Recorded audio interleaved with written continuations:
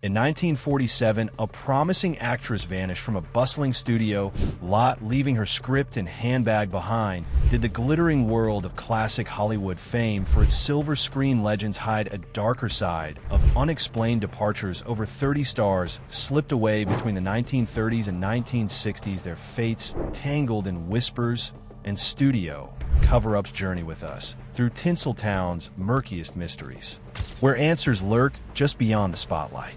Jean Spangler, the starlet who vanished. 26-year-old Jean Spangler was just beginning to taste the sweetness of stardom, a dancer and model with minor film roles. She left her home one evening claiming she had a shoot and would return later. She never did. Her purse was found 2 days later in Griffith Park, its contents intact. Inside, a note that read, "Kirk, can't wait any longer. Going to see Dr. Scott. It will work best this way while Mother is away." Kirk Douglas, who reportedly knew Jean, denied any connection. Dr. Scott was never identified. Despite media frenzy, no suspects, no body, no trace of Jean was ever found. Thelma Todd, found dead in her car, 1935.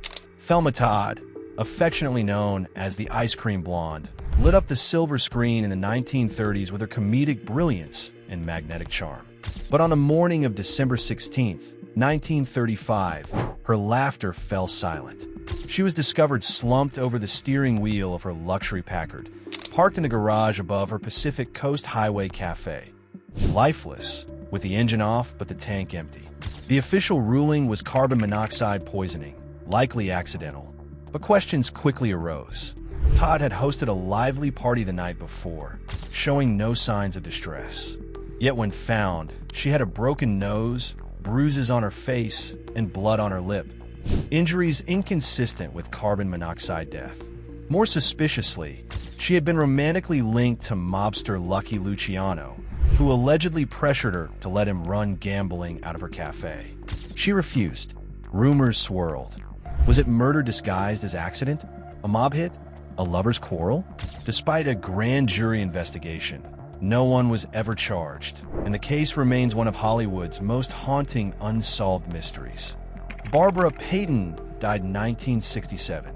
Barbara Payton was once one of Hollywood's most promising stars, a stunning blonde with talent and charisma who starred opposite greats like James Cagney. But her off-screen life soon overshadowed her career. Her highly publicized love triangle with actors Tom Neal and Frank Catone turned scandalous and violent, with Neal beating Tone nearly to death. The incident destroyed her image in the eyes of the studios, and her career quickly unraveled. As the roles disappeared, Barbara fell into a devastating cycle of alcoholism and self-destruction. By her early 30s, she was living in cheap hotels, arrested frequently for public intoxication and prostitution, and often seen wandering the streets of Hollywood, a far cry from the red carpets she once walked. She wrote a haunting memoir, I Am Not Ashamed, which laid bare her tragic descent. On May 8, 1967, at just 39 years old, Barbara Payton died from heart and liver failure. But many who knew her believed she was destroyed long before, chewed up and spit out by an industry that worships beauty, then discards it. Her life remains a heartbreaking symbol of Hollywood's dark side. Dorothy Arnold, The Vanishing Heiress, 1910. Dorothy Arnold's disappearance in 1910 became one of the most baffling and sensational cases of its time, a mystery that haunted early Hollywood and captivated the nation. A 25-year-old New York heiress and aspiring writer, Dorothy left her Upper East Side home one December morning to shop for a dress. She was last seen walking along Fifth Avenue, seemingly carefree. She never returned. Her wealthy family, prominent in New York society, kept her disappearance quiet for weeks before going public. They hired Pinkerton detectives, consulted spiritualists, and even reached out to morgues, but found nothing. Whispers began to swirl. Had Dorothy eloped, suffered a botched abortion, or, as some sensational headlines suggested, fled to California to reinvent herself as an actress in the nascent film industry? Despite nationwide sightings and false leads, no trace of her was ever found. No body, no ransom note, no credible witness. The theory that she assumed a new identity and vanished into early Hollywood's chaos endured for years, adding a layer of eerie intrigue to the emerging film world. Over a century later, Dorothy Arnold's fate remains a chilling enigma, an unsolved vanishing that continues to echo through America's cultural history. Philip Taylor Kramer, the rocker who vanished, 1995. Philip Taylor Kramer's life was a blend of rock stardom, Hollywood promise, and scientific intrigue. In the late 1960s, he gained fame as the bassist for the psychedelic rock band Iron Butterfly, known for their iconic hit In a Get Vida. But Kramer was more than a musician. He had also been a teen actor and, in a dramatic shift, later became an aerospace engineer, working on advanced communications and projects tied to defense contractors. In 1995, while reportedly working on revolutionary technology involving data transmission and space-time theories, Kramer vanished without a trace. Before disappearing, he made a chilling 911 call. "I'm going to kill myself." That was the last anyone heard from him. For 4 years, his case remained a mystery, until 1999, when his van was found deep in a Malibu ravine, with skeletal remains confirmed to be his. Authorities ruled it a suicide, but the story didn't end there. Many questioned how the van stayed hidden for so long near a populated area, and rumors swirled that Kramer may have known or developed something he wasn't supposed to share, possibly related to national security or advanced technology. His death remains clouded in speculation, a haunting end to a man whose life straddled fame, science, and conspiracy. Peg Entwistle, the woman who jumped from the Hollywood sign, 1932. Peg Entwistle's story remains one of Hollywood's most haunting tragedies. In 1932, the 24-year-old British-born actress came to Los Angeles chasing the same dream as countless others: to make it big on the silver screen.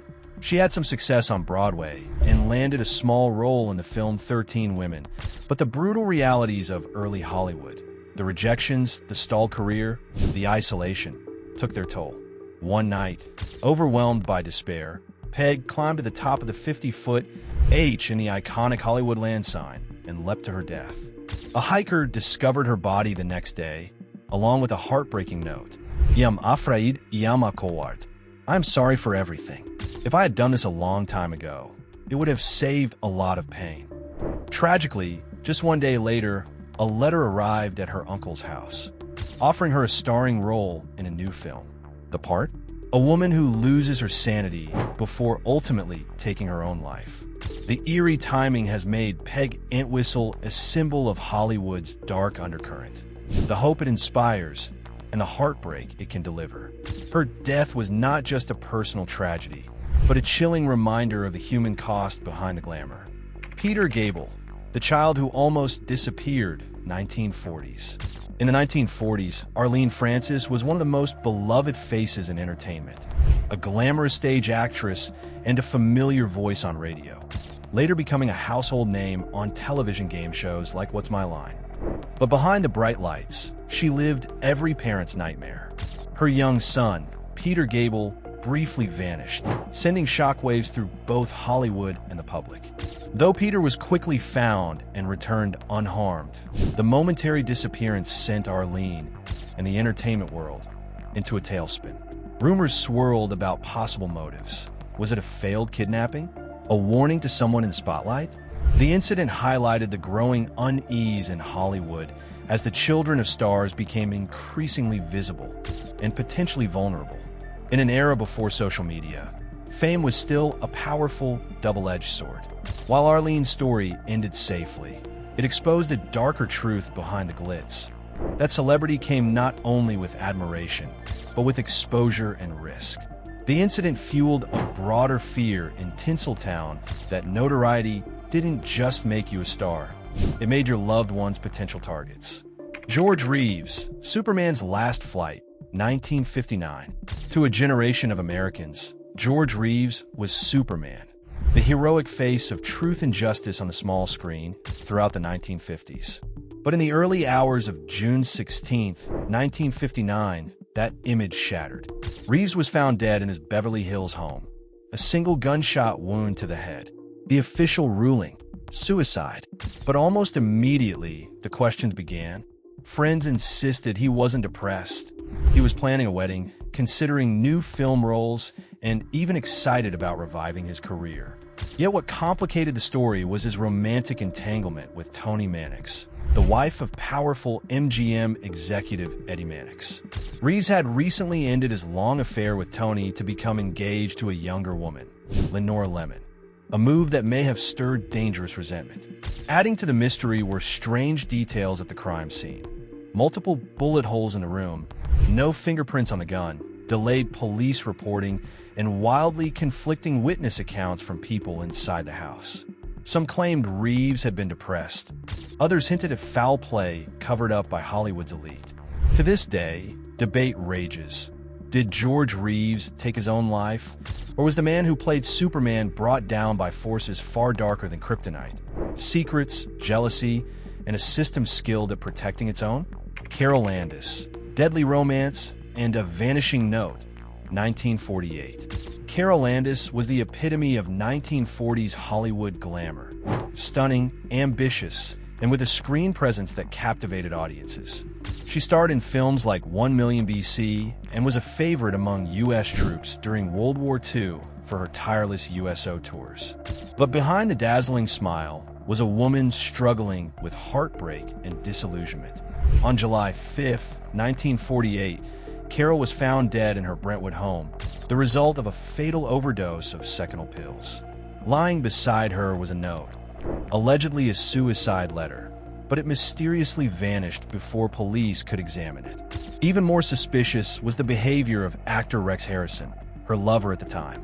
He was married to actress Lily Palmer and reportedly had no intention of leaving her.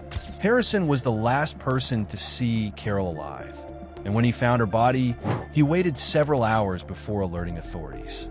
While the official cause was ruled suicide, the circumstances raised unsettling questions. Had Carol been driven to despair by Harrison's rejection? Or was there pressure to cover up something more damning, perhaps to protect careers or reputations? With key evidence missing and conflicting timelines, her death has never been fully explained. Carol Landis died at just 29, her life and career cut short in the shadow of Hollywood's secrets. Another star dimmed under the weight of fame and silence. Paul Byrne. A honeymoon ending in gunfire, 1932. Paul Byrne was more than just an MGM executive. He was a respected producer, writer, and the husband of silver screen icon Jean Harlow. But just 2 months after their high-profile wedding in 1932, Byrne was found dead in their Beverly Hills home, a gunshot wound to the head. A note on the nightstand read like a farewell, but its cryptic language raised immediate suspicion. The official verdict? Suicide. Yet the scene didn't quite add up. The gun had no fingerprints. There were inconsistencies in the timeline, and perhaps most troubling, rumors quickly emerged that Byrne's mentally unstable ex-lover, Dorothy Millette, had visited the house the night before. Days later, Millette was found drowned in a river, possibly by suicide, fueling even more speculation. Many believed MGM executives, terrified of scandal ruining Harlow's rising career, stepped in to manage the narrative. Reports surfaced of studio fixers arriving at the scene before police, possibly altering evidence to frame the death as a clean suicide. To this day, debate swirls around what really happened in that house. Was it suicide, a crime of passion, or a carefully orchestrated cover-up to protect one of Hollywood's biggest assets? Paul Byrne's death remains one of the industry's most enduring and shadowy mysteries. These stars once shone brightly on the silver screen. Their names lit marquees. Their lives filled fan magazines. But something darker lingered behind the lights. Secrets, lies, death, disappearances. In the end, the golden age of Hollywood was not just about dreams realized, but also dreams destroyed.